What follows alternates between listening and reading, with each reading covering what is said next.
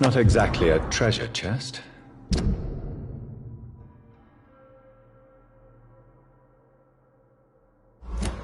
A love letter from Joe Peters.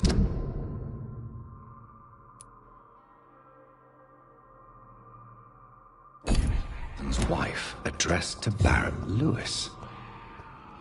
Who should I give it to, I wonder?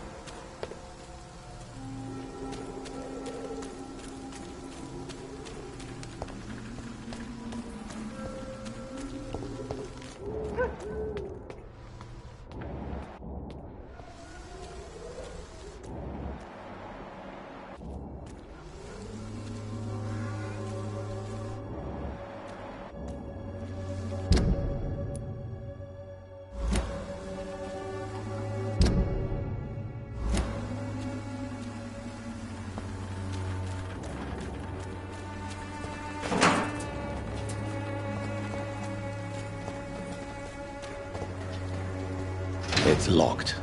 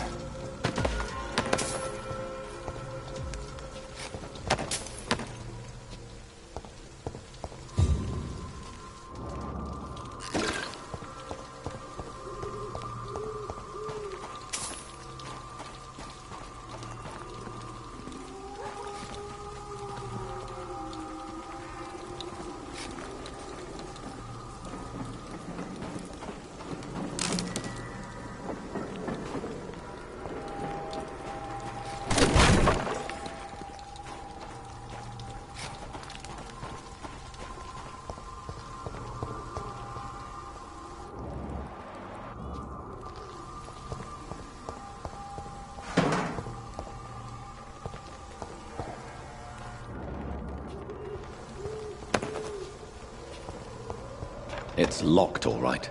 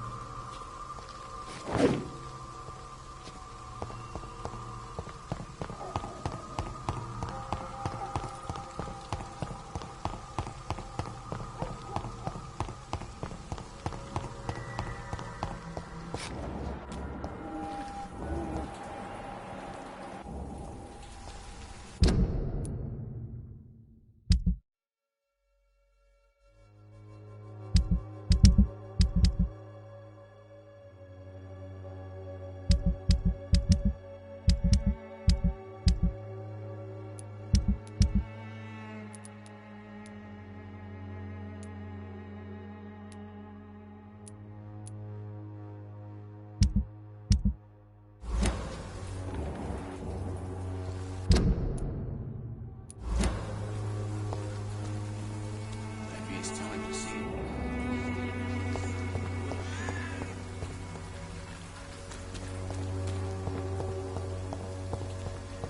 lot of people are talking about this Colossus. Perhaps I should look at... Good evening, sir. Do you remember me? If you're here for a reward, you'll be sorely disappointed. But I'll gladly shake the hand of a fellow countryman. I'm not here for a bounty. I'm a doctor. Dr. Reed from the Pembroke. A doctor? In Whitechapel? What an opportunity. My name's Bates. Cadogan Bates. Do you require assistance, Mr. Bates? Not me, but your skills could help a lot of people round here. That would help my business, because I say a live tenant's a paying tenant. I'm looking for Dorothy Crane. She's a nurse.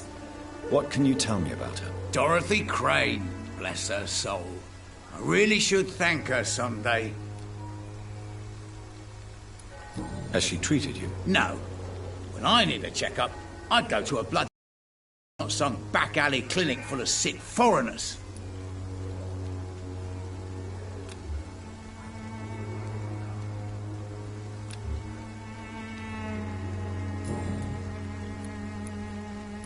I'm looking for Dorothy.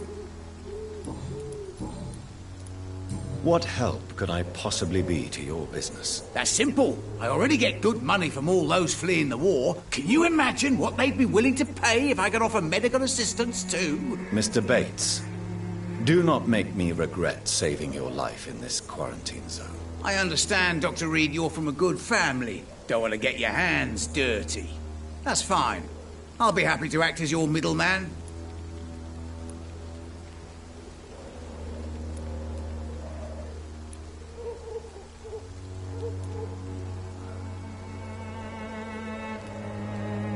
I've no interest in money.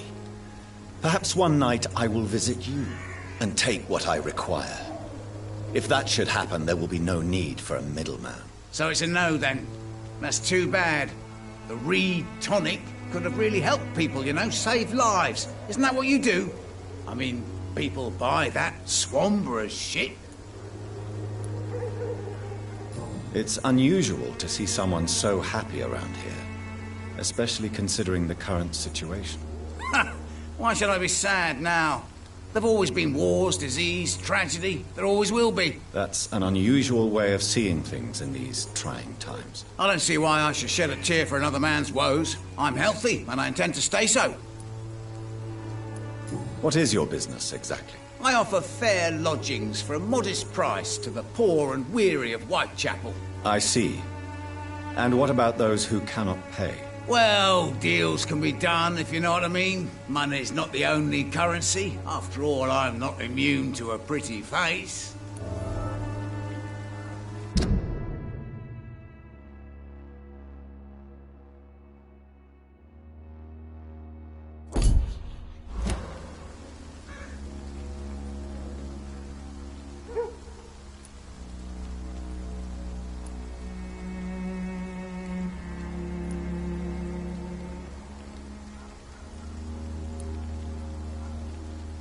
You obviously place yourself above the misery of Whitechapel, but you are as repellent an individual as I have ever met. Begging your pardon, I thought you was a man who could appreciate the complexity of the modern world.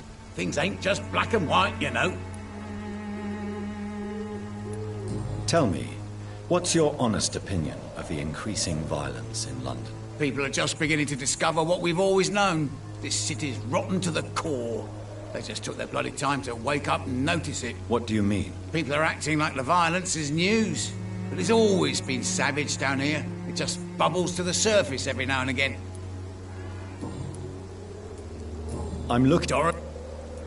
Tell me truthfully, why are you so thankful? By keeping my tenants alive, she's making me a rich man. Every month they live, it's more coin in my pocket.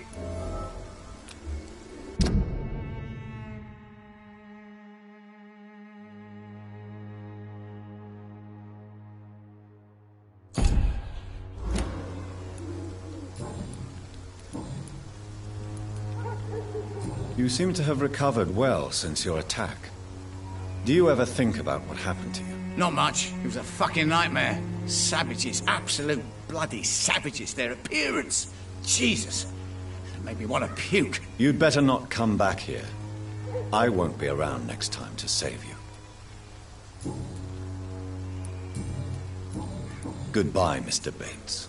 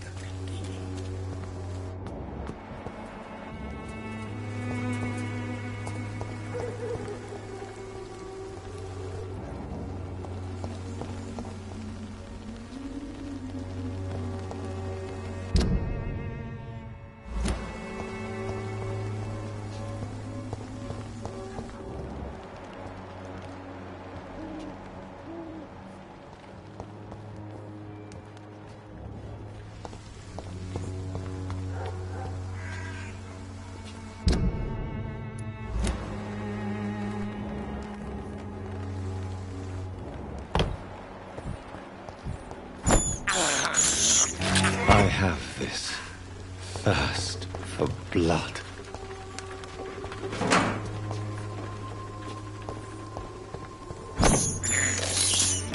This is despicable.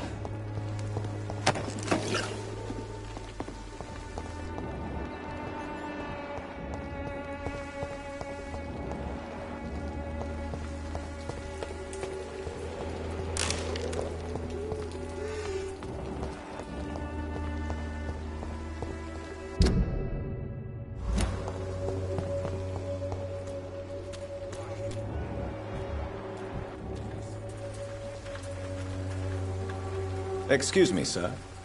I have a few questions for you. Another journalist? I didn't answer the first one, so piss off! I'm not a journalist, I'm a doctor. A doctor, you say? It's quite a rare breed in this part of town. Really? But still, here I am. Dr. Jonathan Reed, at your service. I'm Joe Peterson to some, but Colossus Joe to most. And I don't remember asking for your service, sir. Have you heard of a nurse named Dorothy Crane? She's a colleague of mine, and is supposed to live around here. Dorothy Crane? One of the few good souls who dare to help the sick around here. Could you please tell me more about her? She's a nice girl. Tries to help the migrants. I offered to give her a hand, but she said my reputation would attract too much attention.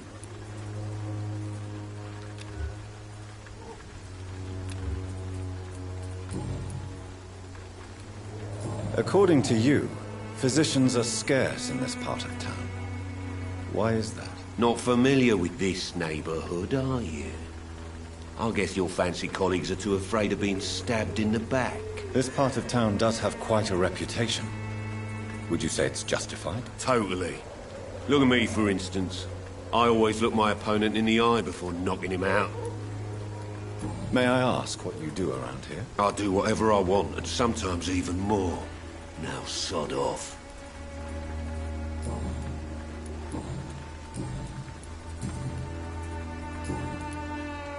I think the documents in this box could be of some interest to you. Really?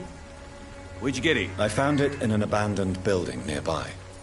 I thought you might want to keep these letters. Let me see. Letters about my boy. Thank you, sir. You do not appear surprised or pained by this. Surprised about what? Harry's my son, I'm his father, and that's all there is to know, don't you think? Yes, I suppose you're right. Here's a little something for your trouble. And to remind you to keep your mouth shut about all this.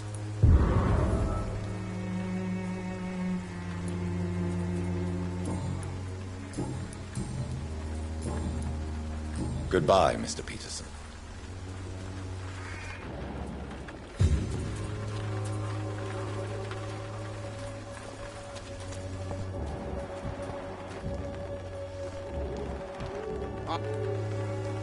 Welcome, sir.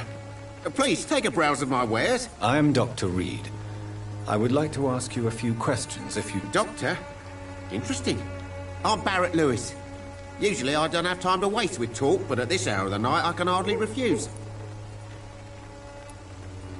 Have you heard of a nurse called Dorothy Crane? Nurse Crane? So the bitch really is a nurse, then? Always thought she was just some crafty foreigner, that one.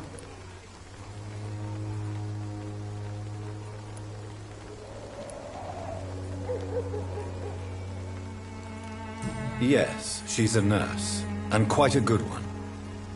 What did she do to gain such notoriety? Dorothy Crane ain't even a real name. Something like Dorothea Craniu. Something like that. Came to England fleeing the war, I was told. That doesn't explain why she irritates you so much. Your precious Nurse Crane gives away medical supplies and prescriptions for free. I offered to sell it for a fair cut, but no. Miss Crane wanted to play the quiet saint.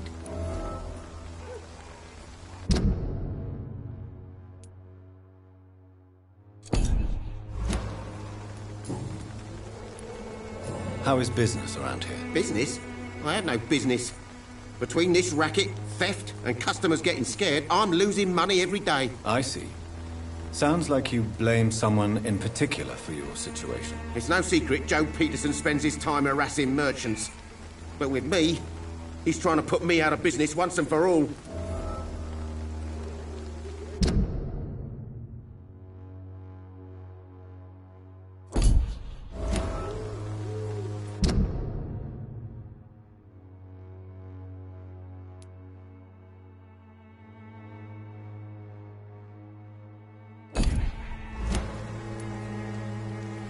As a merchant, you see Whitechapel every day.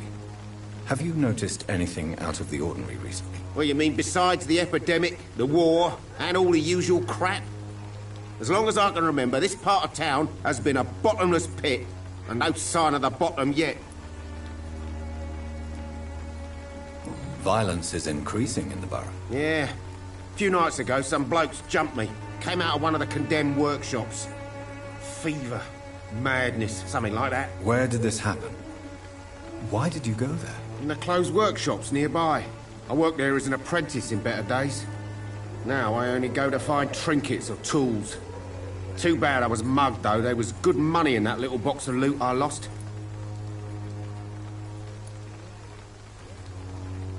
Have you been hurt? No, but that's only because I ran like hell. Those men were raving lunatics, I tell you. Not even able to speak anymore, just screaming.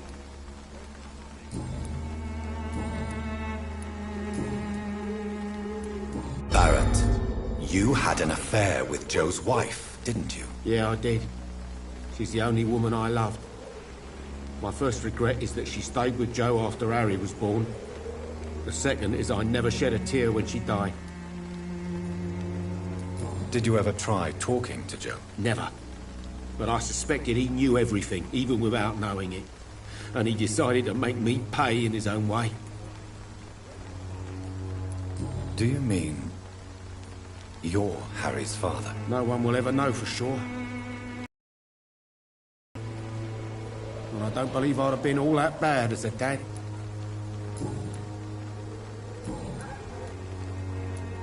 Right then. Show me what you...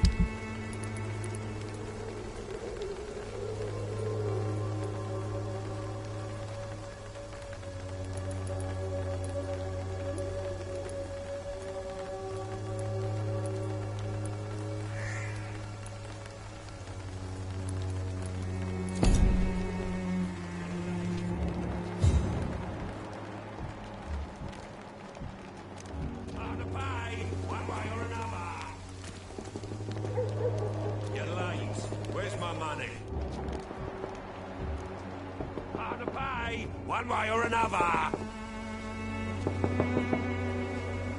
You again? How did you become the local bully everyone is afraid of, Joe? There's no pride in roughing up poor bastards. But this is the only job I've found. And it pays well, too. A job? So you're racketeering for someone else? I got enlisted by the Wet Boot Boys, a gang from the docks. I'm their muscle for their dirty work.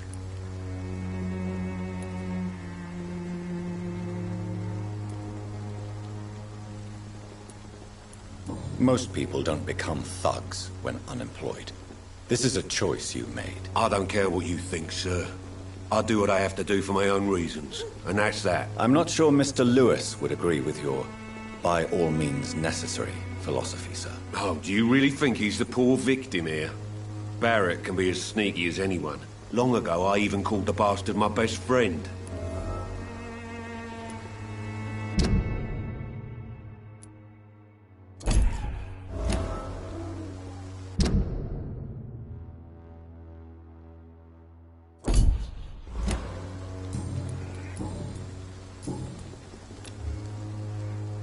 Goodbye, Mr. Peterson.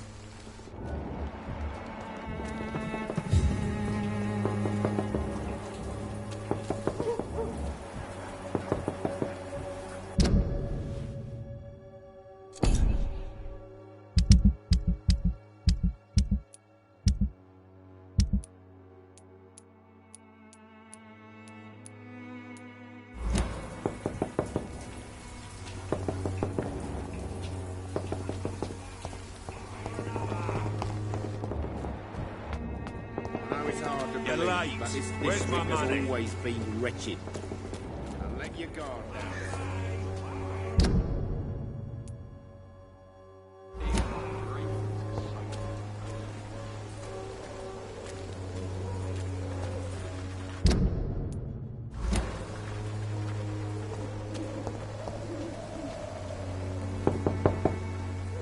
Hello, young man.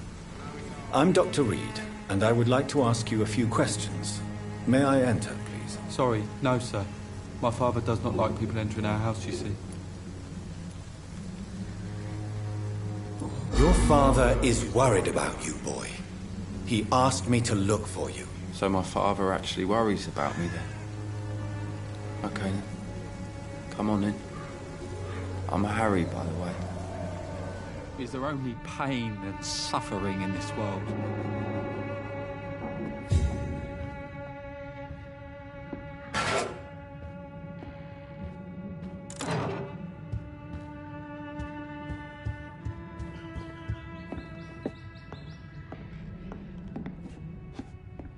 Even my dreams are soaked with gloom.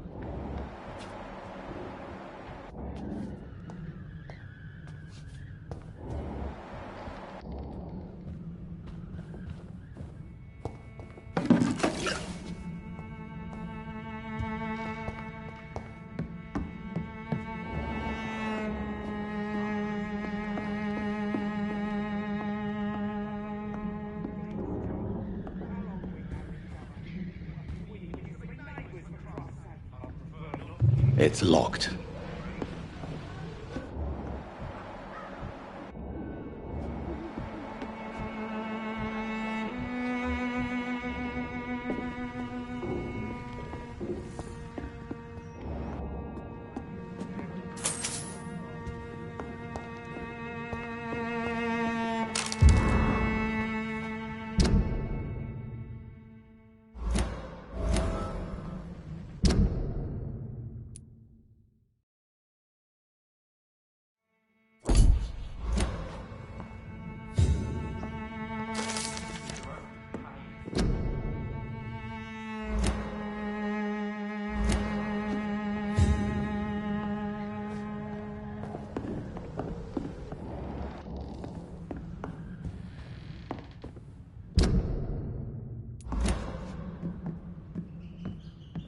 Even my dreams are soaked with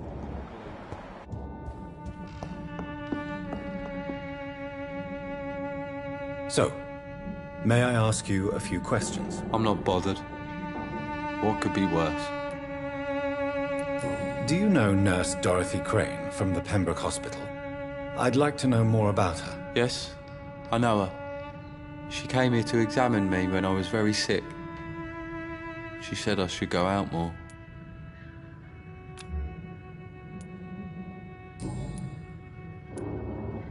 How do you feel? I'm fine. I mean, it's not easy every day, but I'm fine. I'm just tired of being sick all the time. If only I could be tough like... Well, you know. Speaking of which...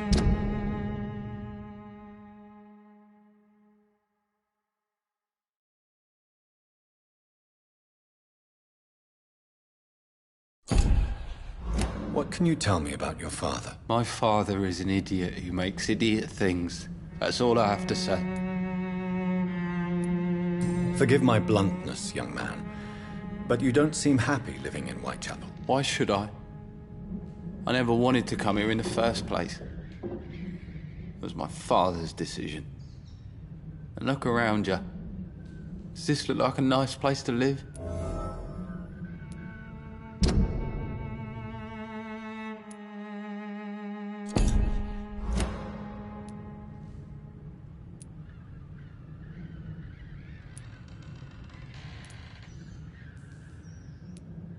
You have a roof over your head, a place to call home. Many people here are not as lucky, you know. That's exactly what my father says. Harry, you should be grateful for what you've got. I wasn't even consulted when we moved here. If life here is so terrible for you, why don't you just leave this place? Have you ever spoken to your father about it? I don't go outside. It terrifies me so. I went outside once without my father noticing and I saw terrible things. Bloody and frightening things. So that's why you stay at home all day? For fear of the epidemic? I'm not afraid of disease or death, Dr. Reed. It's the living I'm afraid of.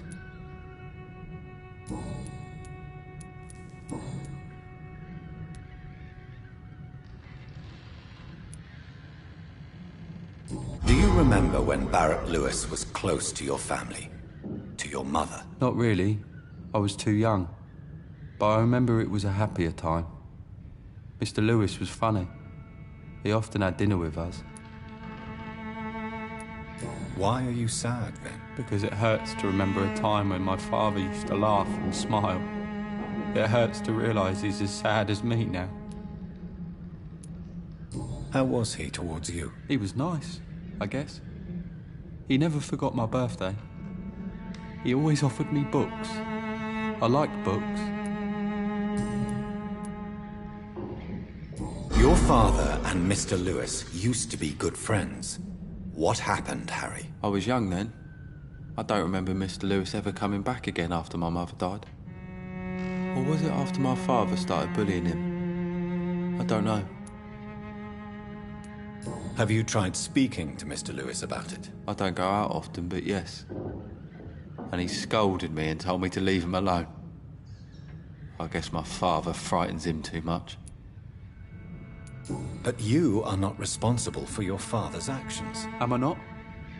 Dad always says that he joined that gang for my safety. So if I wasn't born, people wouldn't be worrying about Colossus Joe. Would it ease tensions with your father if he got an honest job? Because he tried, you know. I can't say. I'd be glad if he dropped his thuggish activities.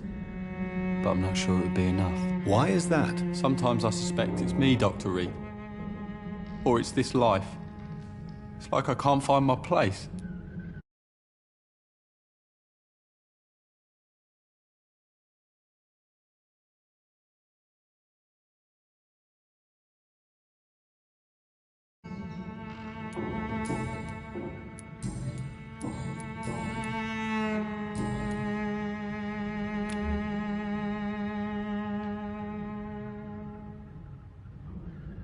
Goodbye, young man. Take care of yourself. Is there only pain and suffering in this world?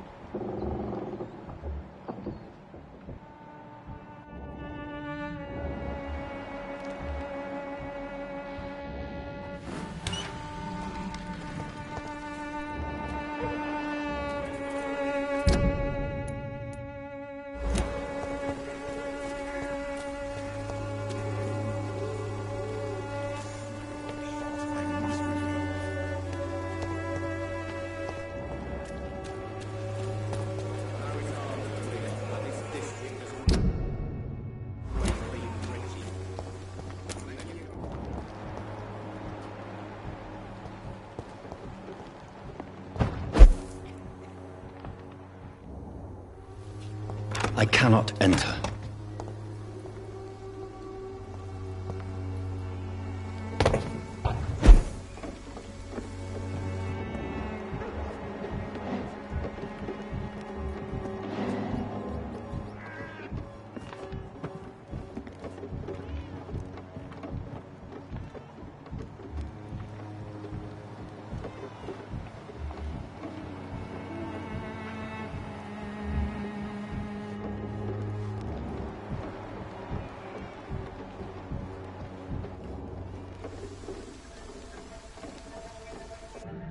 So you only hurt people because you care about me? Is that it?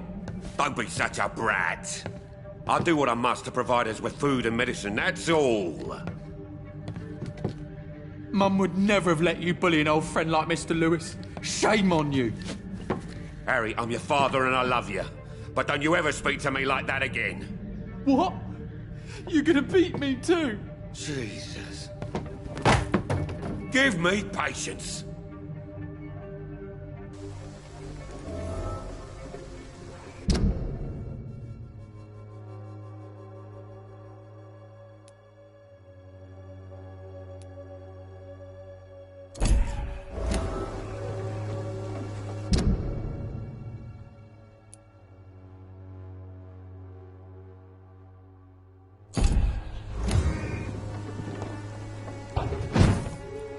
It's locked, all right.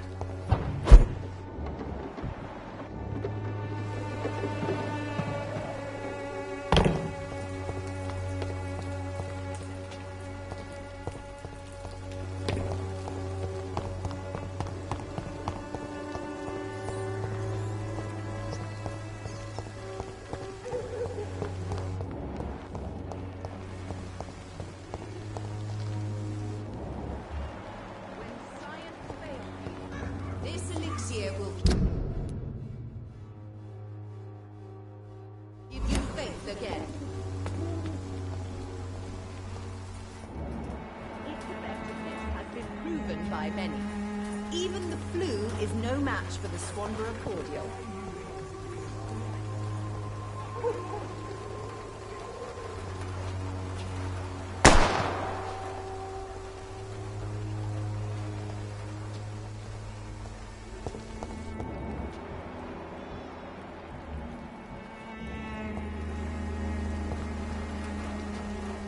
Good evening, miss. Good evening, sir. Are you interested in a miraculous cure for this unknown and deadly epidemic? Actually, I am. Then you have come to the right place. The famous Swanborough cordial is all you need to help keep you in perfect health. Oh, really? Why didn't I hear about it during my studies? I'm Jonathan Reed, by the way. Dr. Jonathan Reed. Ah, my brother has spoken of your research, sir. I'm Loretta Swanborough, and it's always a pleasure to meet a fellow healer. Do you know Nurse Dorothy Crane from the Pembroke Hospital? I'd like to know more about her. I don't like to talk about competition. Competition, you say? Never met her, but it seems she provides some sort of medical care to the poor. The whole thing has to be some sort of scam, if you ask me.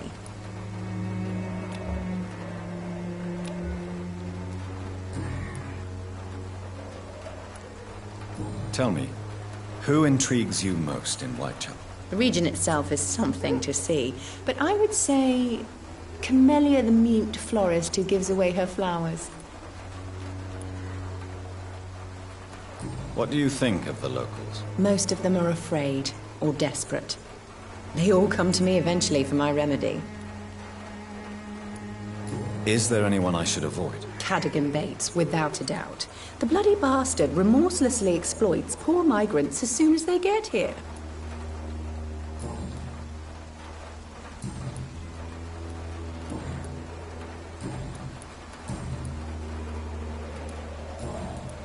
I'd like to see what kind of medicine you're...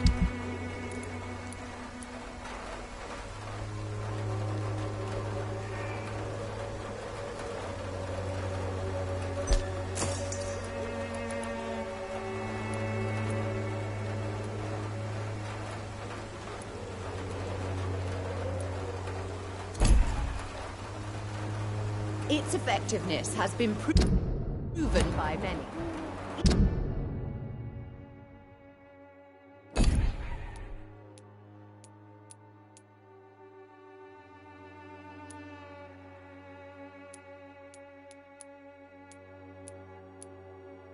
Even the flu is no match for the Swanborough cordial.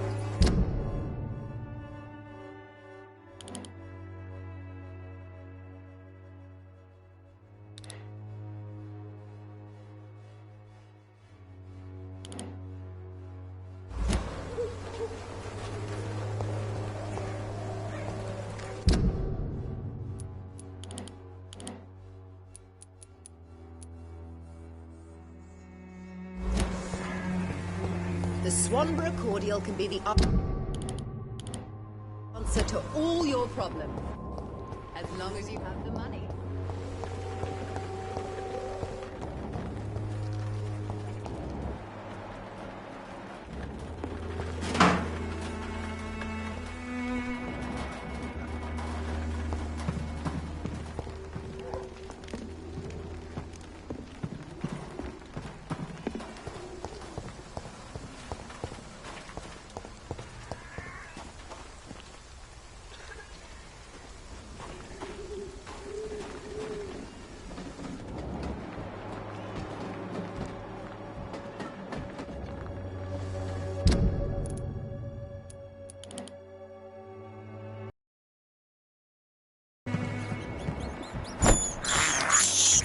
I can't believe I'm doing this.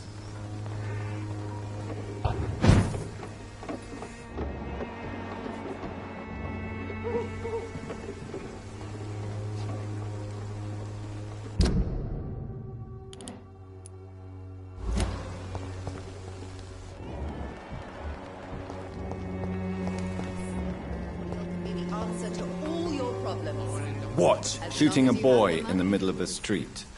Not the best thing to do, wouldn't you say? What? You saw what happened? Who are you? I'm Dr. Reed, and I'd like to ask you a few questions, if you promise me to set your gun aside. No.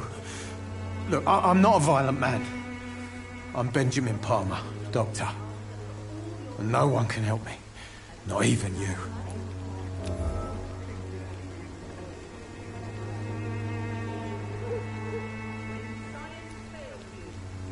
Do you know Nurse Dorothy Crane from the Pembroke Hospital?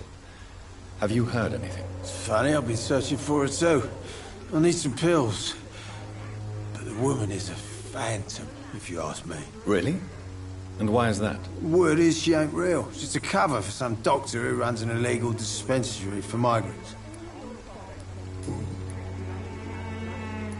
What can you tell me about this place? Nothing to say, really. This is where I used to live, and this is where I live now. You don't have anywhere to go? No family that would welcome you? Not since the death of my wife, Albert's mother. She was sick, you see. Long before the flu and all this shit. You mean you used to have a better life? Yeah, I had a wife, a home, and a job. I even used to have a name. And now I'm just Ben. Ben the Tramp. Perhaps you could focus for a moment and tell me your troubles. I'm sick, broke, and my son just stole my pills. Everything's coming up roses.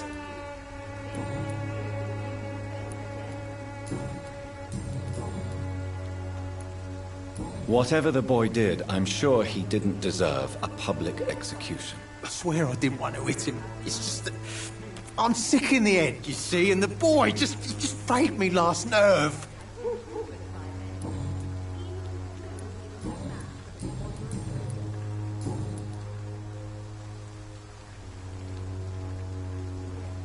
I have found a very interesting letter. Your son planned to prove his worth to the gang by stealing your medicine. Oh, I see. So the little bugger thought he could use his dad to build a reputation. The gang's recruiter was dead when I found him. Perhaps you should take better care of your son. I love my Albert, sir. Believe me. It's just... well, I'm an arsehole, I suppose. Anyway, thanks for the letter. This is for your trouble.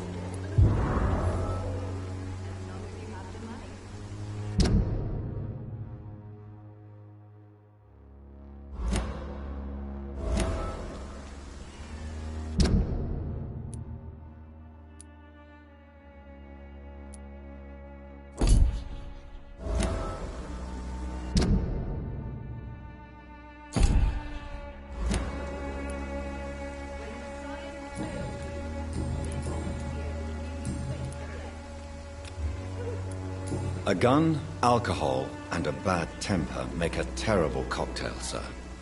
Goodbye for now.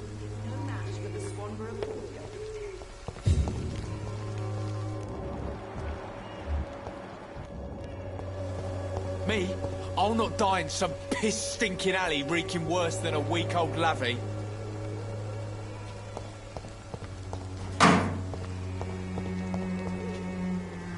Are you all right? The bastard hit the wall next to me.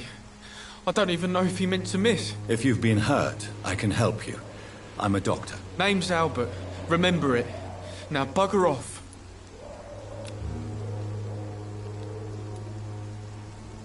Do you know Nurse Dorothy Crane from the Pembroke Hospital? If you know anything about her, I'd appreciate it. Never heard of her. She's pretty, I'll keep an eye out.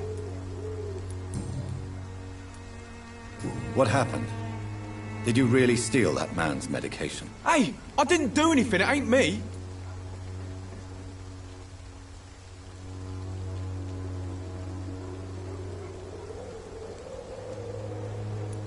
All right. Perhaps the poor drunk just confused you with someone else. Sod off, mister. You ain't got no clue what's going on here. Bastard was a soldier in the war, so now he's got the right to shoot me. It's true. I'm not familiar with this part of town. Perhaps you could help me. I said sod off. Go find yourself another guide.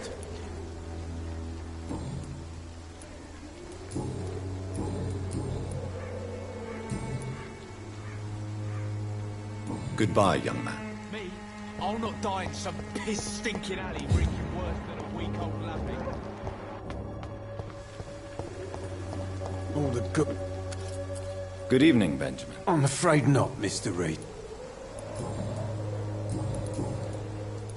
What is it, Benjamin? It was the war, wasn't it? Your nerves are shot, aren't they? I need some answers, Private. From one soldier to another. The doctors called me a liar. A coward. Put me in a straitjacket, locked me up. Finally, they sent me back to the front lines with a handful of tablets.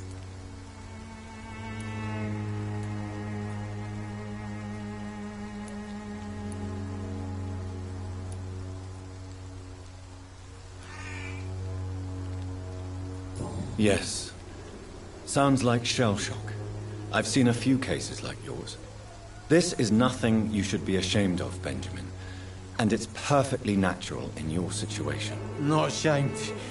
I just need my pills. Peace and quiet, that's all.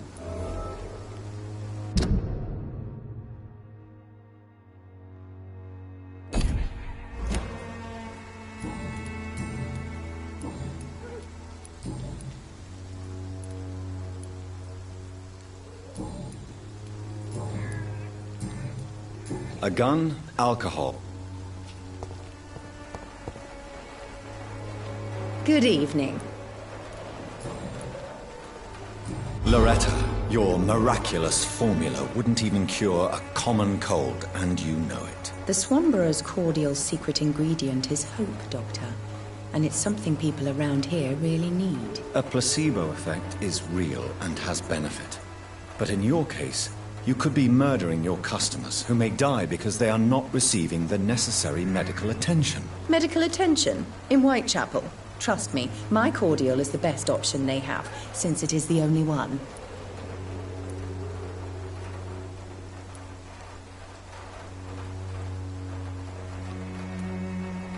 If your true purpose was to help, take money from the poor for your snake oil. Oh, but to pay for it is part of the process, Doctor. If it were free, they wouldn't believe in it.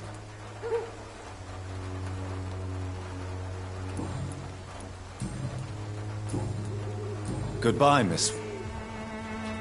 When science fails you, this elixir will give you... How are you? I'm not your... Goodbye, young man. Me? I'll not die in some piss-stinking alley reeking...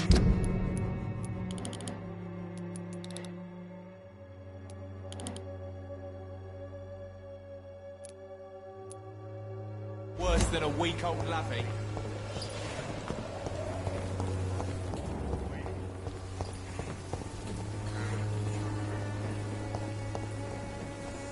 I will end up another drunk arsehole littering the streets. Not me.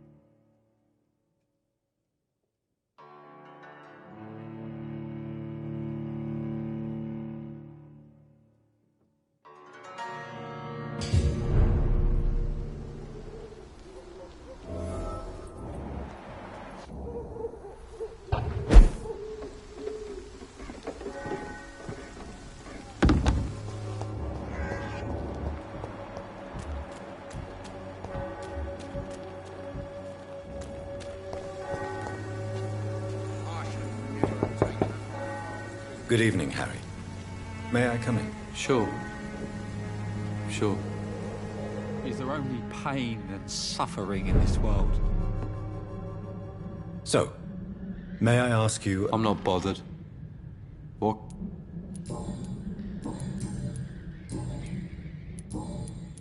You and your father have a difficult relationship, Harry.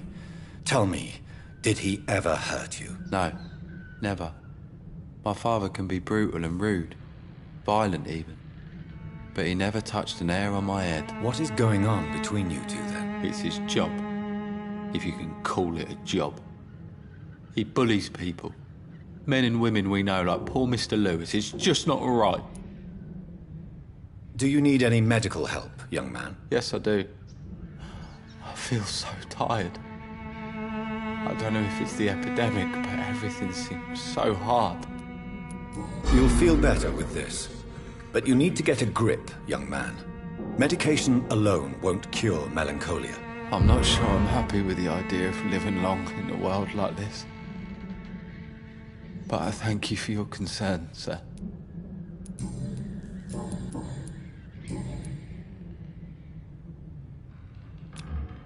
Goodbye, young man.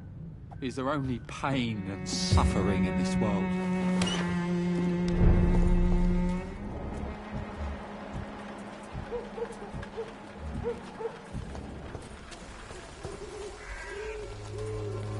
You again?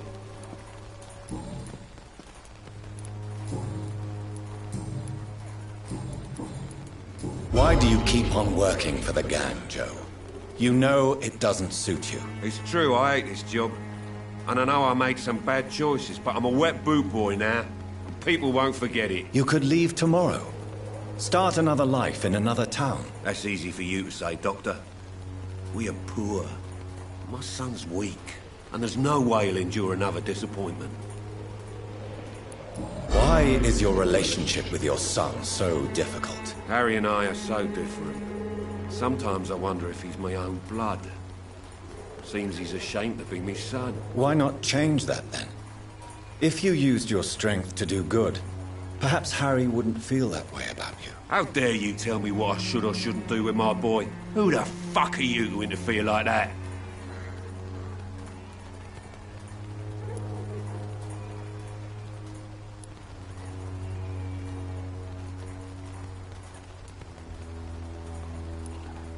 I mean no harm to your family. But if you want my advice, this is no place to raise a child. No matter where we live, Harry will always be sick and frail. At least here, I'm respected. And no one will ever dare touch him. Harry doesn't seem happy living in Whitechapel. Why did you make him come here? I've always put my son's interests above everything else. Whatever he may think. Our house is small but affordable. The walls are thin, but the door is solid. You really love your son, don't you, Mr. Peterson? He's my pride and joy. Even if he hates me for the choices I make and pushes me buttons more than he should. Do you have any regrets? Only one. Not to have my beloved wife by my side. She died when Harry was little. My sweet Jane. She gave the boy confidence. Since the criminal nature of your job means you could be arrested, are you not afraid of what would happen to your boy if you were? No one will ever take my son away from me. If that ever occurred, I'd hunt the bastard down and rip off his head with my bare hands.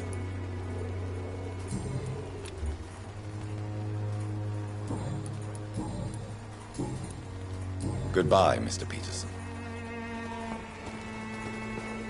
Fancy bye. You never...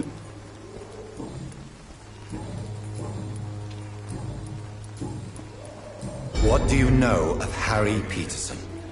The boy seems so fragile. Not like his father at all. Harry's a good boy, but he spends most of his time complaining.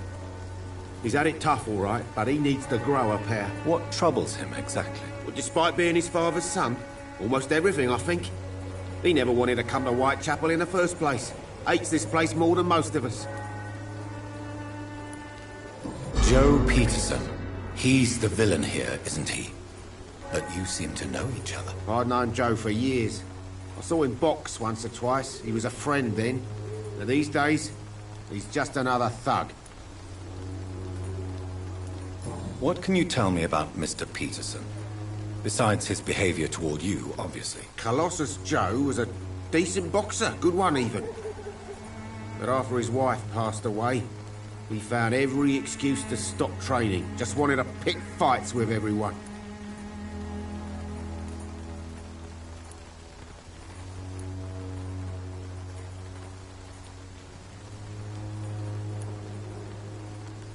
It's never easy to find a new path in life, especially after the loss of a loved one.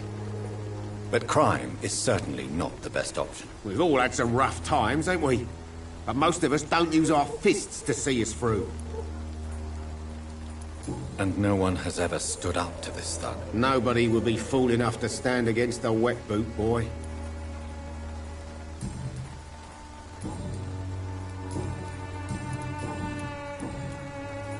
Goodbye for now, Mr. Lewis. Fancy bye. You never... Right then.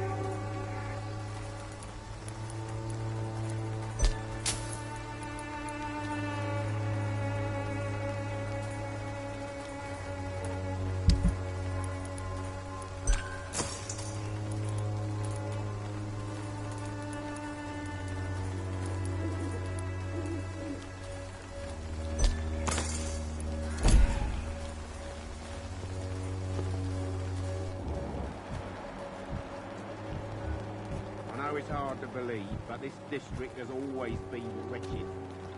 And let your guard down, sir.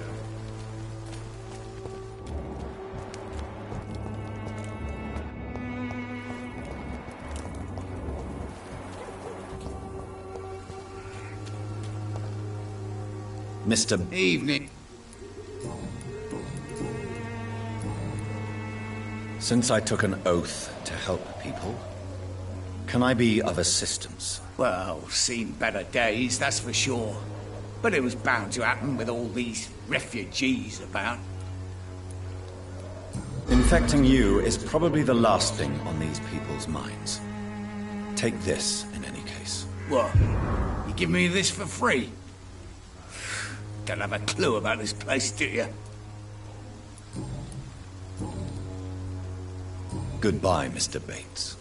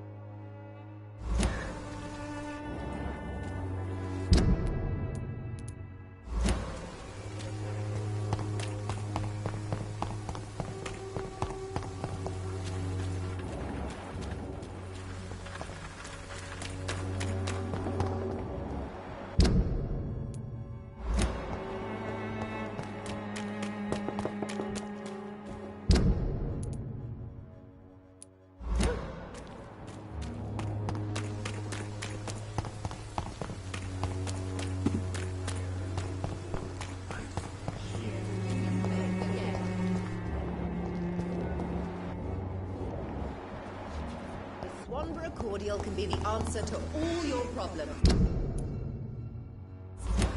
As long as you have the money.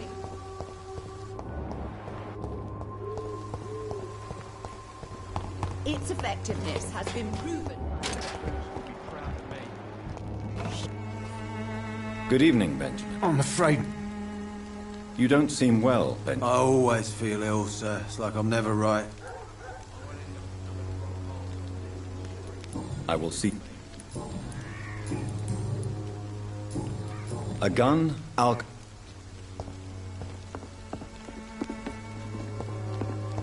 Me? I'll not die in some How are you? I'm not your... Do you need assistance? Please. Feeling tired these days. There you go. Let's hope nobody steals it from you. Very funny.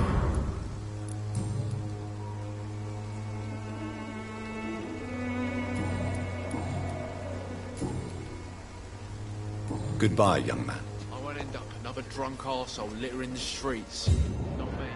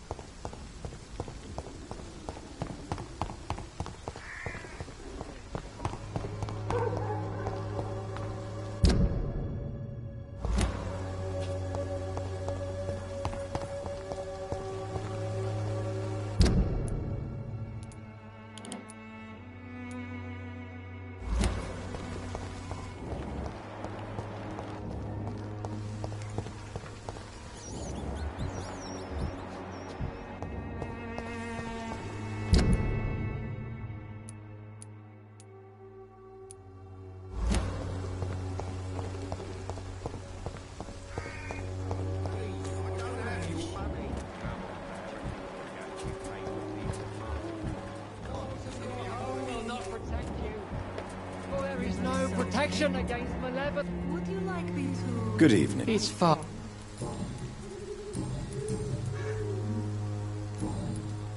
I have heard enough.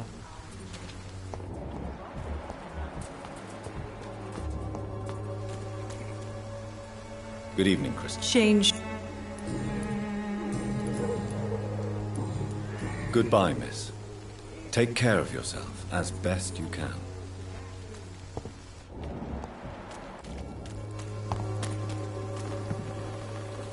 Good evening, Doctor. Can I help you?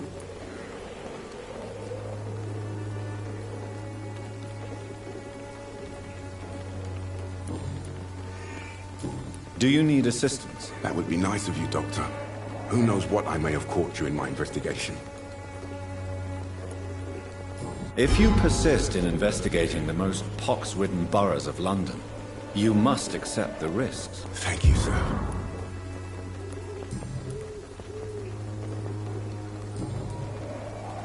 Goodbye, Mr. Darby. Farewell.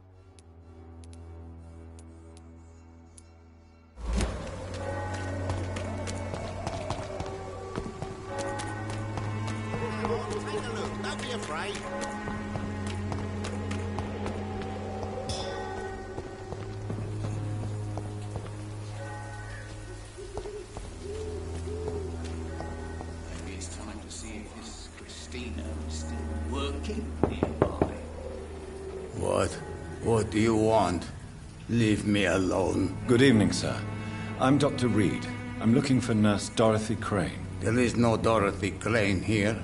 Now goodbye. I'm afraid this medical leaflet says the opposite, sir. Really?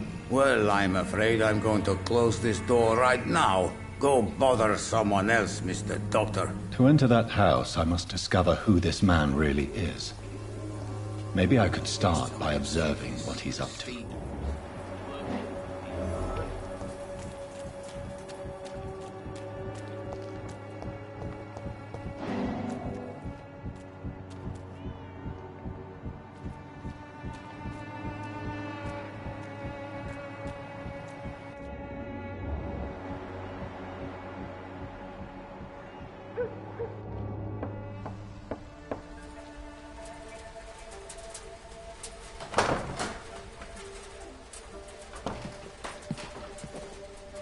A strange man was at the door with a pass for our medical facility. I refused him entry.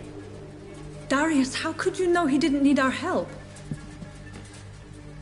His clothes were too finely tailored to be from Whitechapel. Perhaps just a friend of that stray poet who is always about. Richard Nethercott? No, not of the same cloth, this man. I suspect some machination from that journalist. Clayton Darby. Is he still asking questions? Yes. I saw him drifting around St. Mary's Church. I swear he is tracking me just downwind.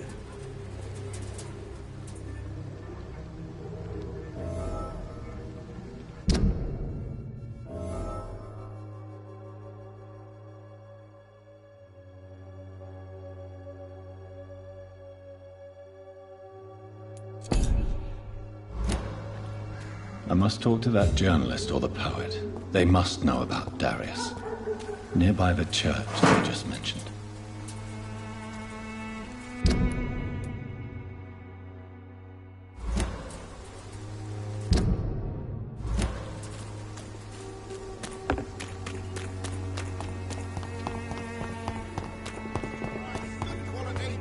Come on, take a look. Don't be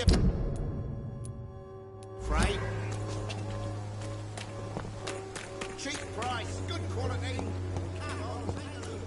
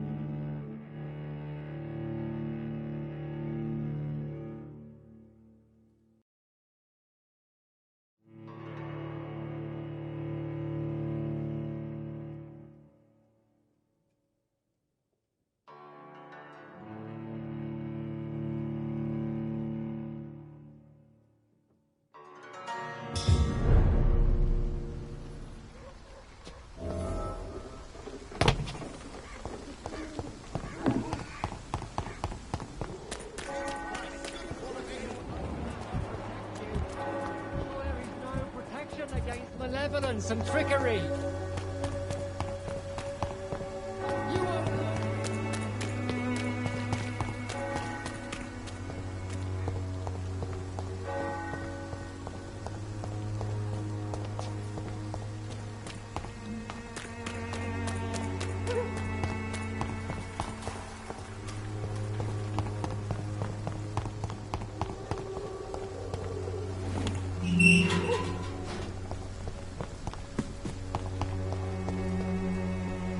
Good evening, Mr. Nethercott. And good evening to you too, my good sir. Can I be of any help?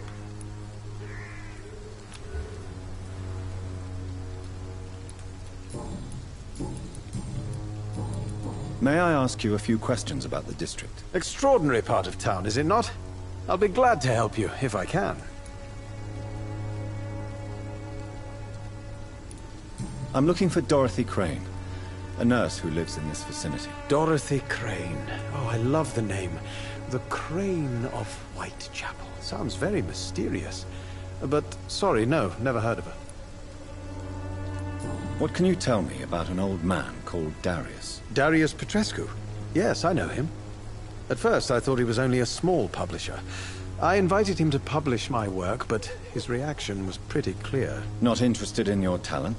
Darius is an old political activist who takes delight in printing tracts and lampoons. Those communist activities only require mediocre writing skills.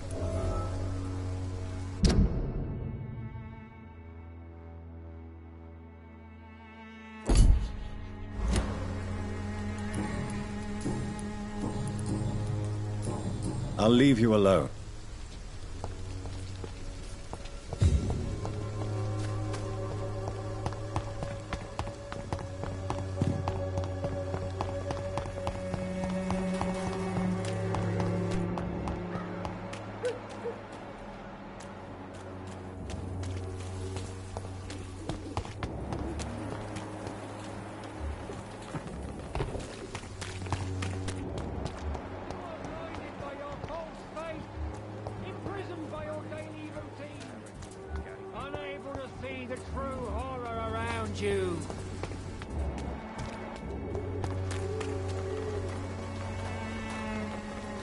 Good evening, Doctor. Can I help you? I heard you're investigating an underground medical dispensary in Whitechapel. What do you know about it? Not much, I'm afraid. They are wary of strangers, and I'm not really an acquaintance of theirs. Why do you care?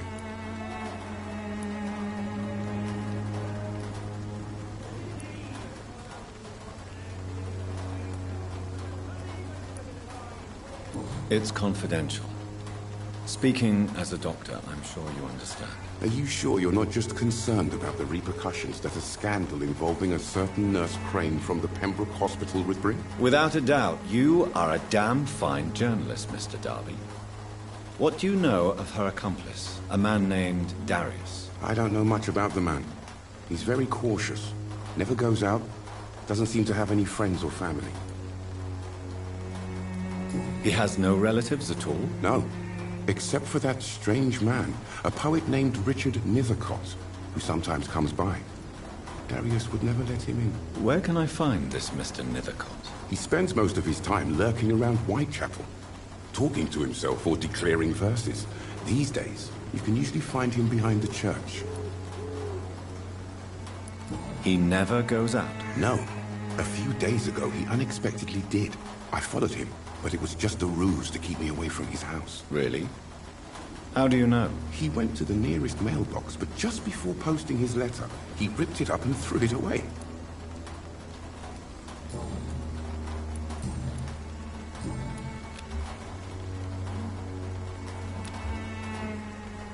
Goodbye, Mr.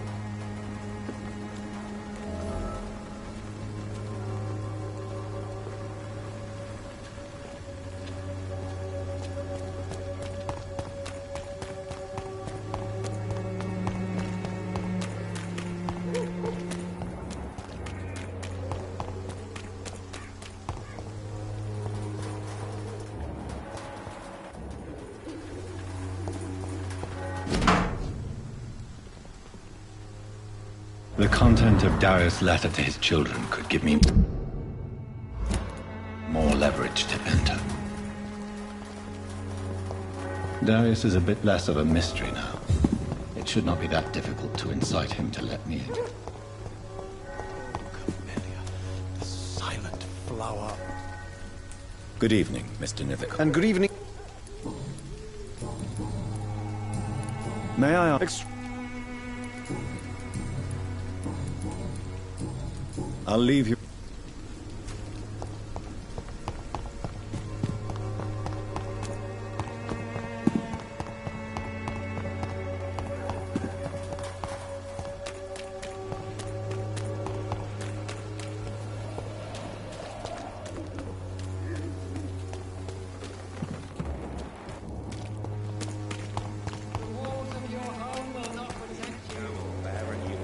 You pay for peace of mind. Can't you just look the other way this week, Joe?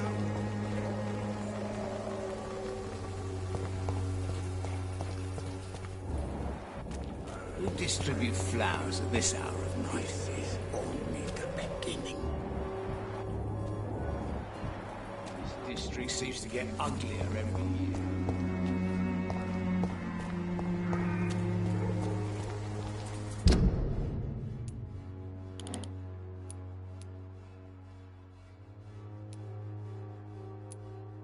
Maybe it's time to see if this Christina is still working nearby.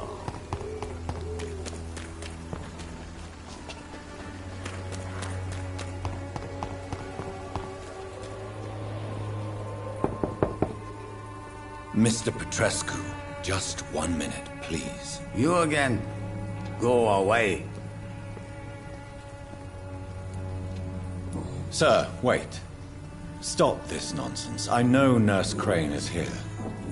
Shall we speak man to man, you and I? All right. Speak up. Don't you see we're on the same side? We fight to help the poor, sick, and abandoned. I'm nothing like you, Mr. Doctor. Yes, you are. You too believe in providing medical care without charge. You know what we have to sacrifice to make the world a better place. I have to admit your words have conviction. All right, I'll let you see Dorothea. Don't make me regret this, though.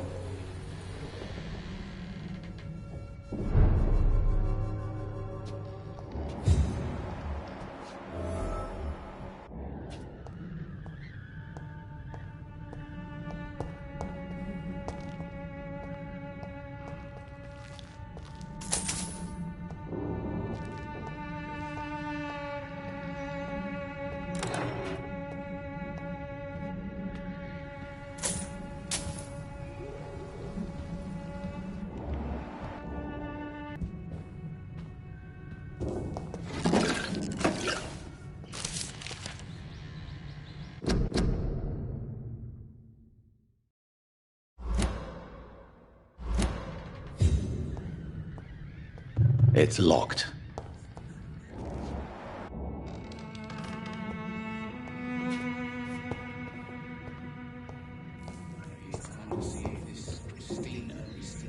If you want to talk to Dorothea, you must go across the courtyard and take the stairs. We've not been formally introduced. May I ask your name and occupation, sir? I am Darius Petrescu. I'm here to keep snitches and spies away from Dorothea. And I also run this little print shop.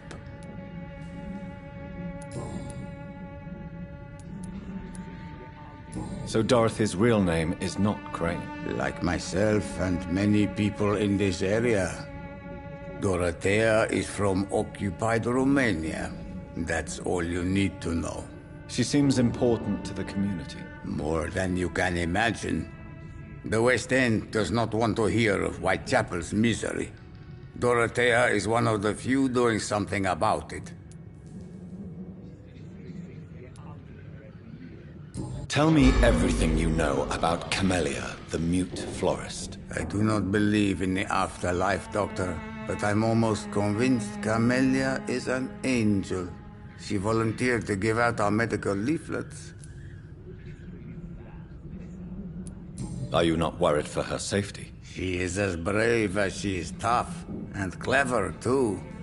If only I had met her when I was younger. Are you in love with Camellia, Mr. Petrescu? Don't be stupid. If I had met her when I was younger, we could have won our revolution. Who is she, really? Do you know where she's from? She's not from around here, that's all we know. Camellia is not even her name. It's her favorite flower. You say she has no close family? Well, there's that awful poet who constantly follows her around like a lost puppy. A good man for sure, but a very poor writer.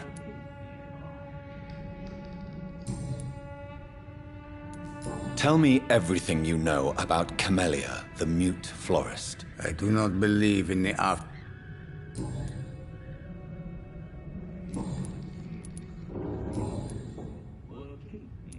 I know you fought for your country when it was occupied, Darius. Tell me more about it. I know my days are numbered, and I know I won't see my homeland again. But I fought for Romania all my life, and I will until my last breath. But Romania escaped the grasp of the Austro-Hungarian Empire. It's a free country again. But it's not the country I fought for. My homeland is not appeased, Doctor. And I still see a dark future ahead for my people.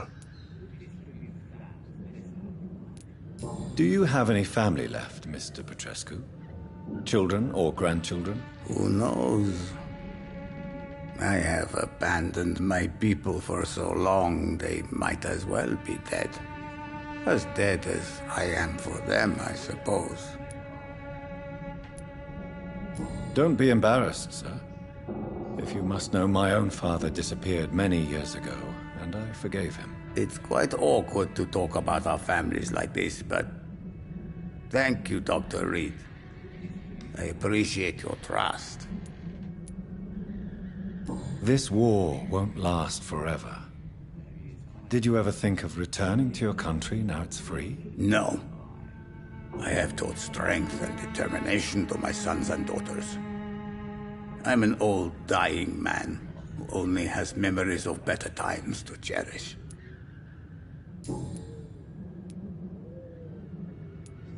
How did you meet Nurse Crane, Darius? Why does she trust you? I'm her oldest friend in England. Dorothea and I share many ideas about this country and about the country we left. You mean occupied Romania, don't you? Even if not directly, I fought against your enemies. Really? Then perhaps you have more in common with Dorothea than meets the eye, Dr. Reed.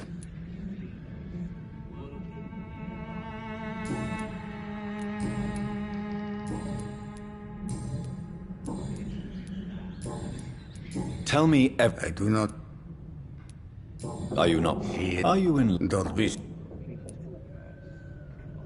Who is... She's... You say... Well... Do you need some help, Mr. Petrescu? I am very tired, but that is all. I don't need you, Doctor. Well, I think you do. Take this, and you'll feel better. Free drugs from an English doctor? It must be my lucky day.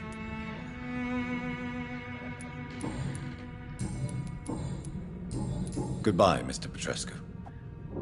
Distribute flowers at this house.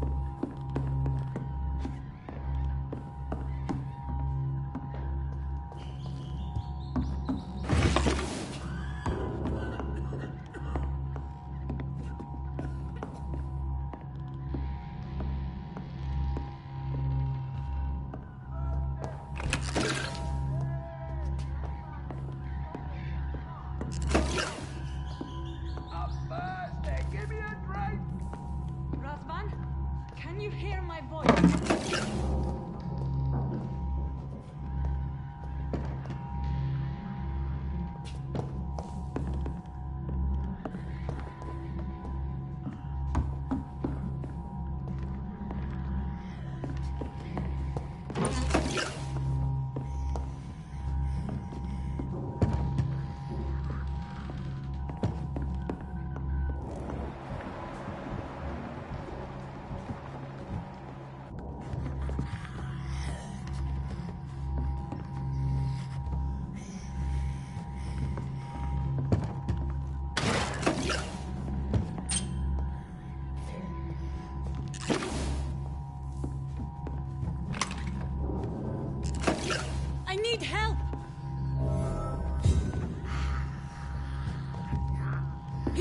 to convulsions, Doctor.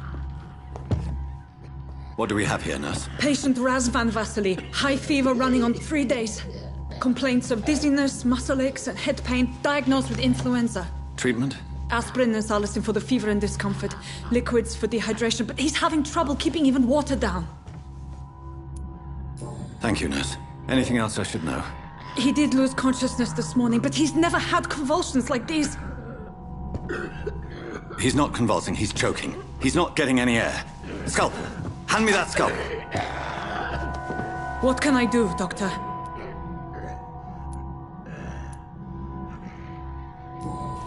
It's too dangerous to operate with these convulsions. Sedative, nurse. Do we have any anesthetics? I'm sorry, Doctor. None at all.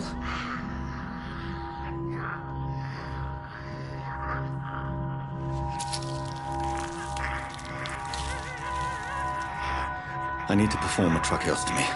Short pipe. That rubber tube will do. We're going to cut a passage for air through the neck. Yes, Doctor. He's breathing again, but he's coughing up blood. Internal hemorrhaging. I need to make another incision into the chest cavity to drain the fluids from the lung. Prepare another tube. A thoracostomy. Doctor, we've nothing to fight the infection. We need an aseptic environment.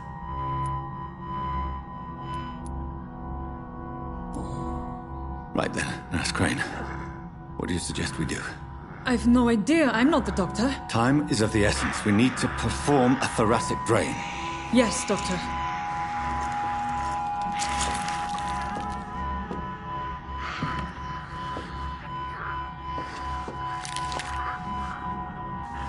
He's still bleeding, Doctor. I'm losing his pulse. The drain must have punctured the intercostal artery. There's too much blood. Are you all right, Doctor? I can't see.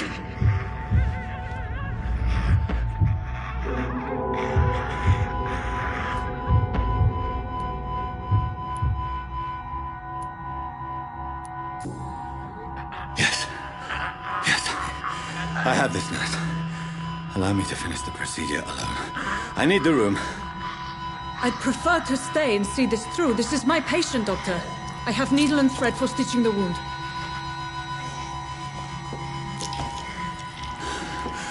Good. The stitches are holding. How's he doing? We're losing him. We've lost his pulse. He's dying, Doctor!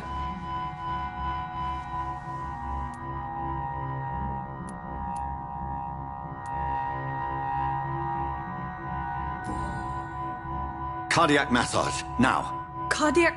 What? Are you making this up as you go along?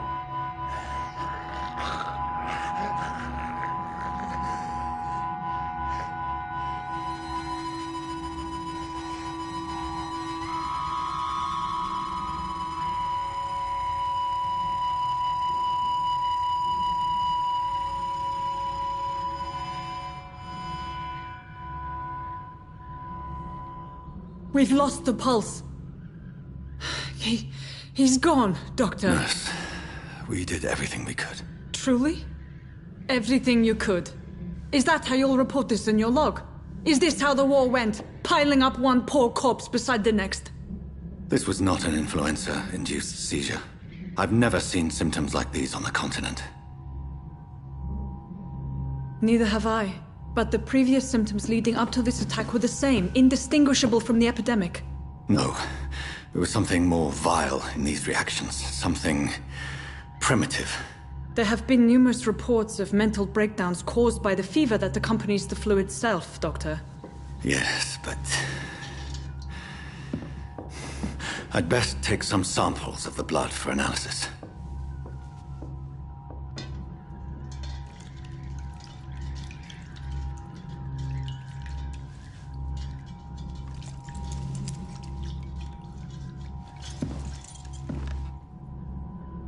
I doubt you're here to test my bedside manners. It's locked. To what do I owe this courtesy?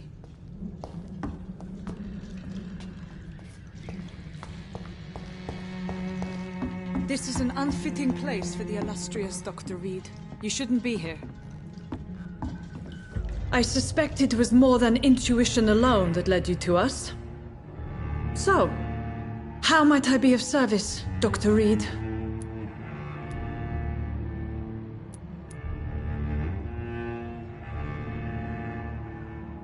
I've come to put an end to this insufferable blackmailing, Dorothy. Doctor, you think your warnings scare me? I've stolen and plied, blackmailed and lied, but what else am I to do? I'm all these people have.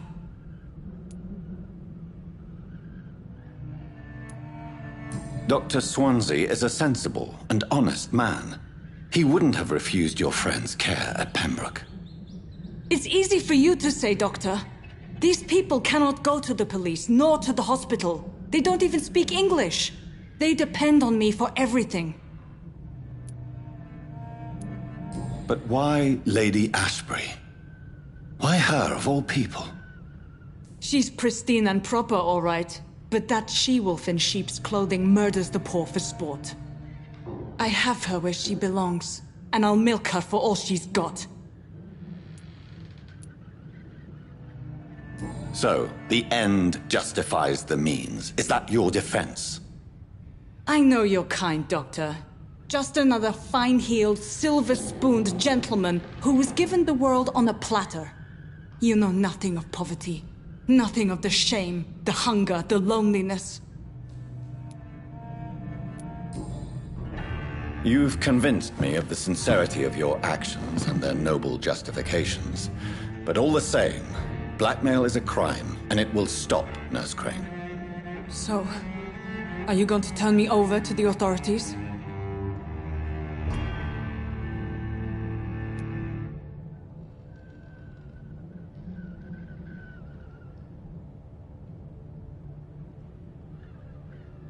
Listen very carefully, Dorothy. You will erase from your memory everything you pretend to know about Lady Ashbury and Pembroke Hospital. Let that rich bitch off the hook over my dead Nurse body. Crane, enough. Listen as if your life depended on every word. I know you've a generous heart who gives freely to those in need, but you shall walk away from the shadier streets of your business. I will never abandon... Dorothy, the discussion has come to a close. Your clandestine activities in the Resistance are over. Let it go. I'll let it go. Yes. All gone.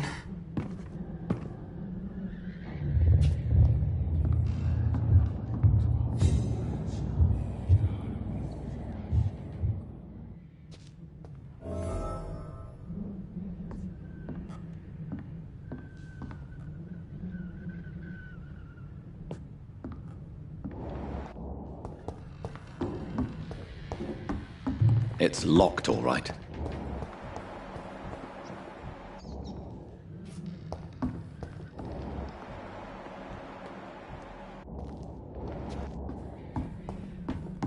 It's locked.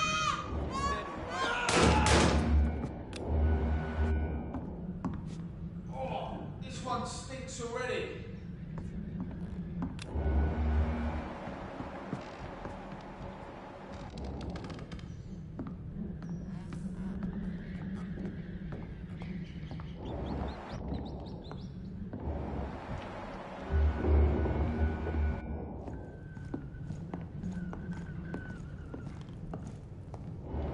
Flu killed this one.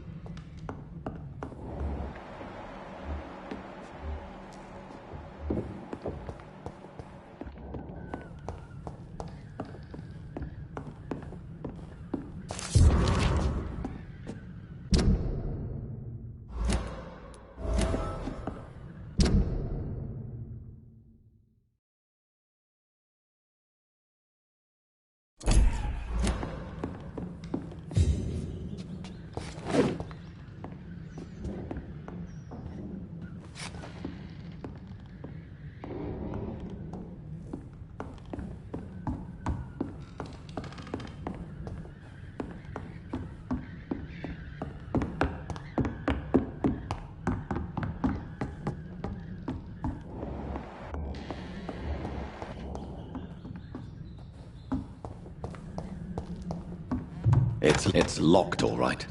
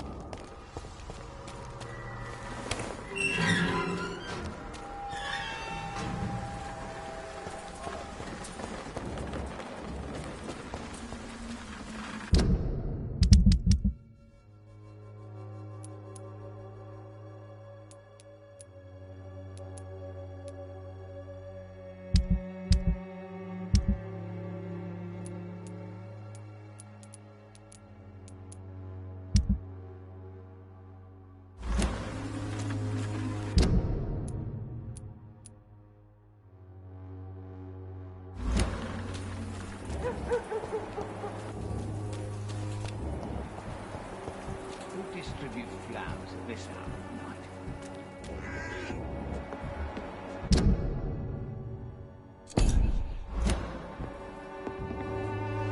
Mr. Eve. Goodbye, Mr.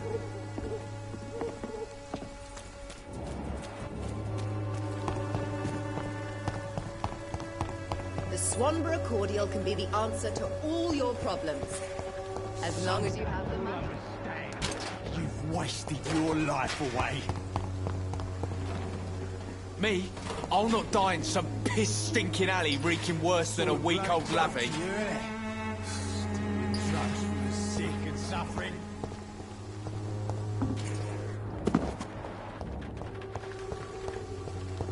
I cannot enter.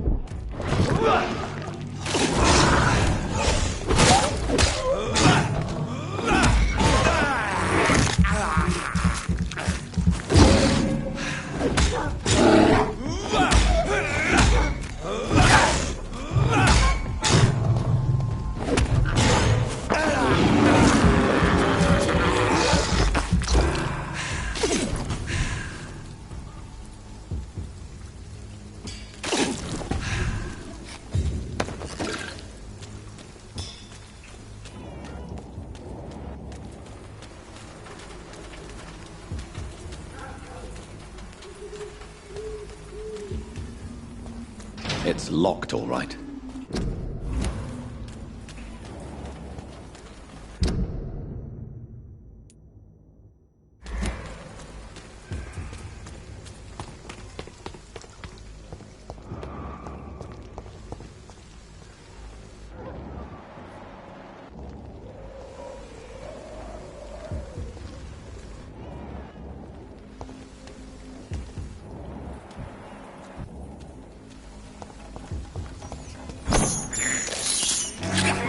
Is despicable.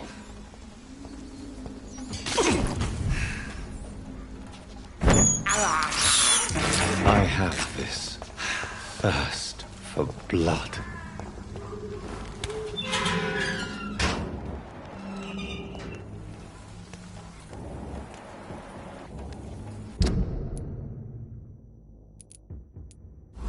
Human blood.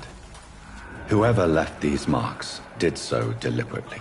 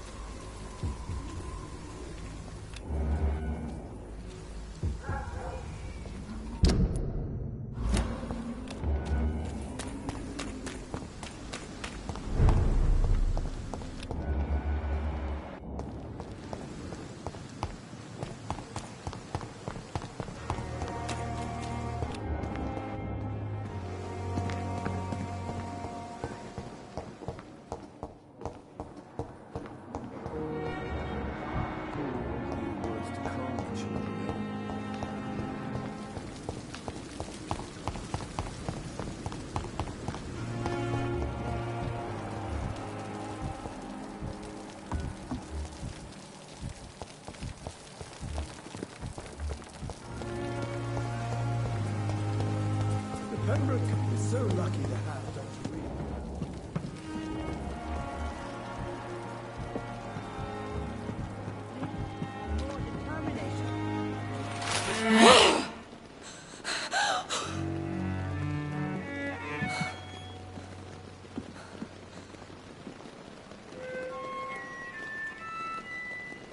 I would ask you to avert your eyes, sir. Or did you not know it was rude to stare? I knew it. Speak up, Dr. Reed. I like a man who speaks his mind.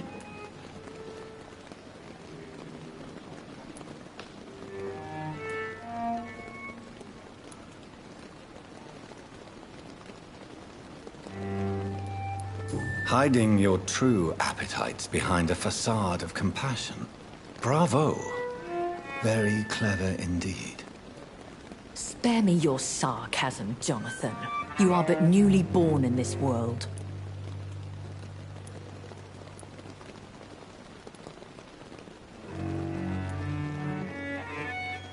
So in the end, the accusation was true, wasn't it? The situation is somewhat awkward nonetheless. I have not been observed sustaining myself for many decades. I have to say I'm a trifle embarrassed. Anyway, I have concluded my inquiries concerning your blackmailer. I see. Please excuse my agitated state. Under normal circumstances, I wouldn't let anyone see me in this condition. The case is closed, your ladyship. The person who took advantage of you has, shall we say, seen the error of her ways. So who was it? My lady, The blackmailer was dealt with using the utmost discretion. The culprit's identity is of no relevance. Thank you, Jonathan. That is exactly what I needed from you. You have proven your loyalty, so, as a friend, please accept this small token of my appreciation. Thank you, my lady. If you have an inclination to learn more about vampires or your current situation, I will be glad to aid you in your quest for knowledge.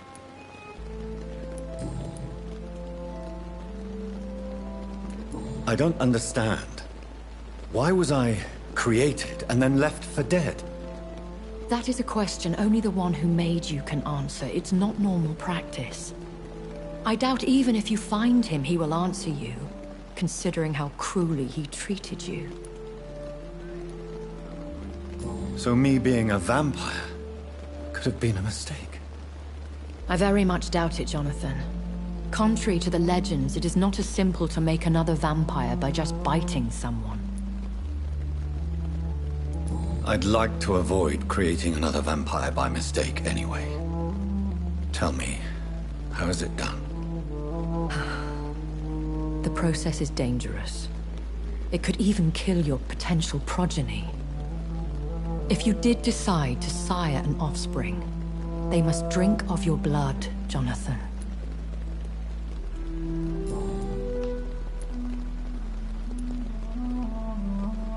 I've been hearing a voice talking in my head. Is this some kind of insanity? It feels like the voice of the vampire that created me. Hush. Tell no one this. It would be unwise to talk of such things amongst British immortals. Speak no more of your maker.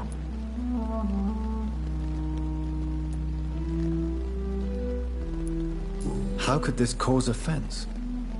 Only the powerful immortals can mentally call to their progeny.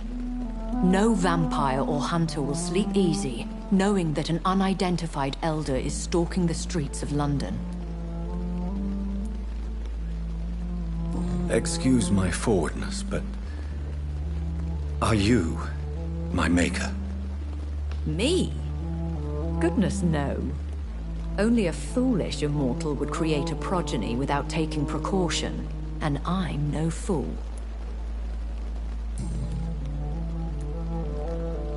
A vampire? Is that what I am? What we are? Such a crude word, defined by penny dreadfuls and drunken hacks. No. You are now an Ekon, and that you shall remain.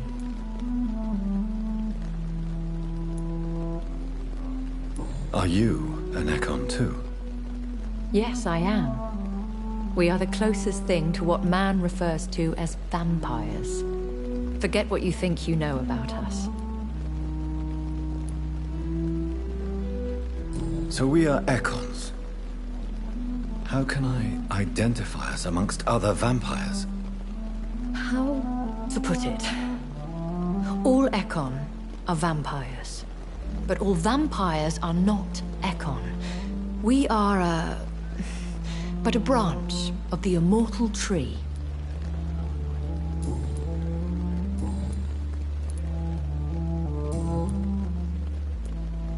Why did you save me in the canning factory?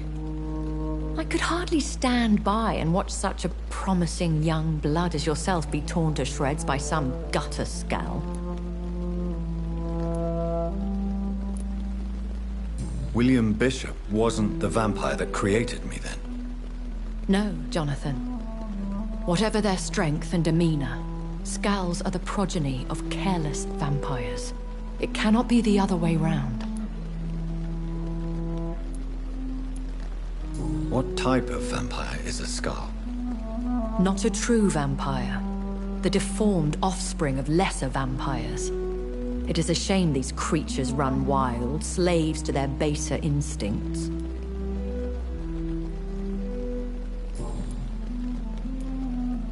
Why does Dr. Swansea allow you to feed on the patients of the hospital? Dr. Swansea is a good and compassionate man.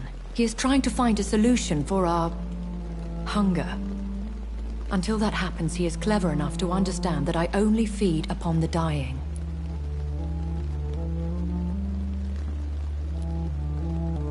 What do you know about this Brotherhood of St. Paul's Stole? The Brotherhood is well known amongst London vampire society. As long as our kind is discreet, and as long as they do not interfere, we have come to a mutual understanding. And no one suspected you of the murders? As you well know, suspicion has recently fallen on me of killing for pleasure. But you have my word, Jonathan. I take no pleasure in taking a life.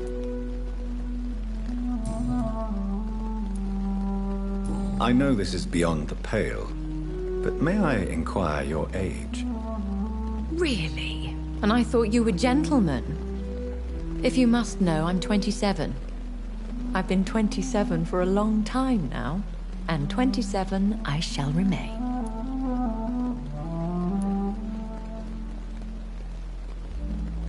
Very well. But I believe there is more to this than you are saying. A lady has to have some secrets. And who bestowed upon you this eternal youth? My maker. He left this isle a long time ago.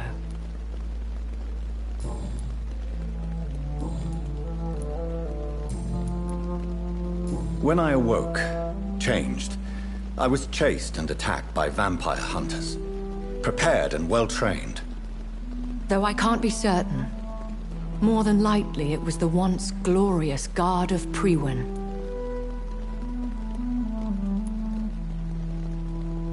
Once glorious, but still dangerous. They have seen better days, but all fanatics are dangerous. You would be wise to stay clear. They are sworn to destroy our kind.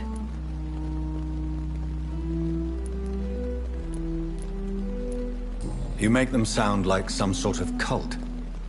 More a society. And like all the best ones, a secret society. I thought them almost gone. But it seemed they have been recruiting.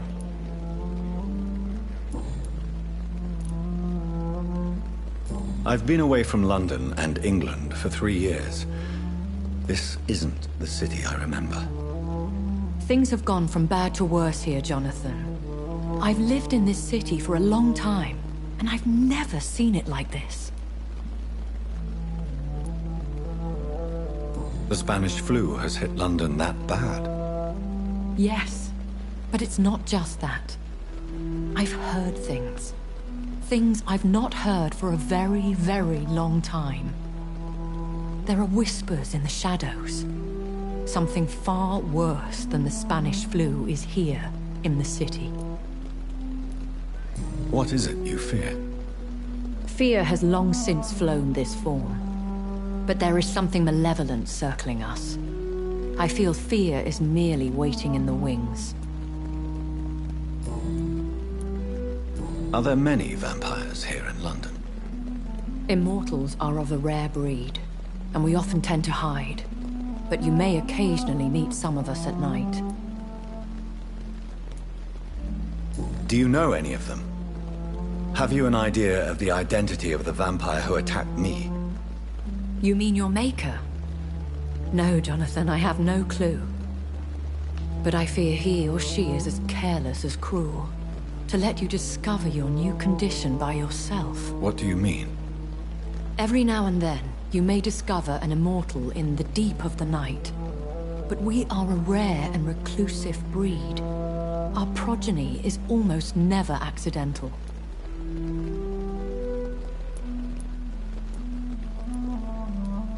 Will they all be as affable as you, my lady? I do not see why not.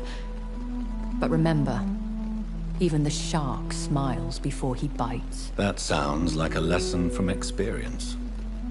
Vampire politics are as intricate and sometimes tedious as a game of chess in a gentleman's club. I've learned from experience it is best to decline to play.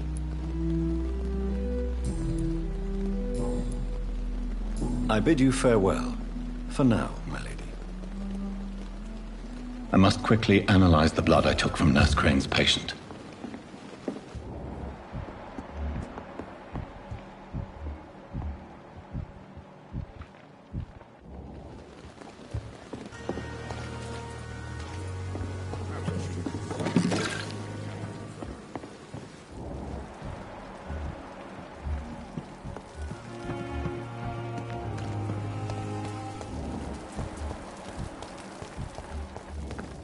night with the glorious battalion of Pembroke.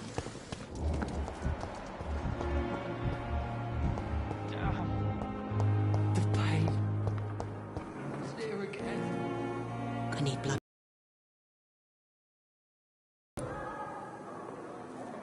I have made inquiries about the men who were tracking you, Miss Howcroft. I did not expect a mortal to have this sort of courage. Speak, Doctor. Why are they hunting me down?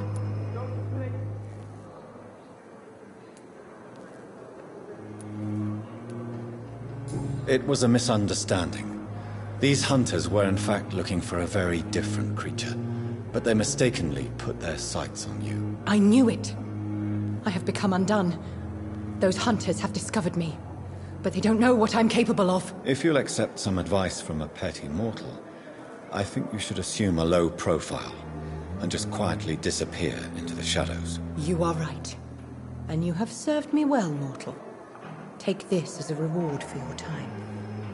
Perhaps I will allow you to drink deep of my blood. One day. Thank you. I'll keep that proposition in mind.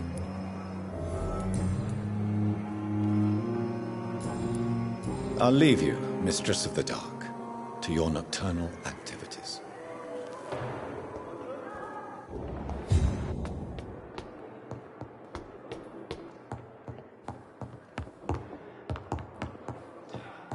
Not now!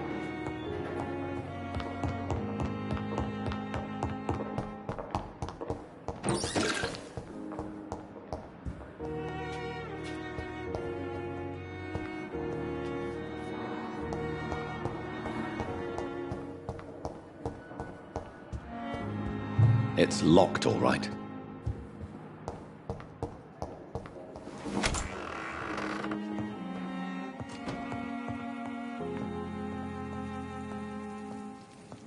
The flower's dying. It needs water.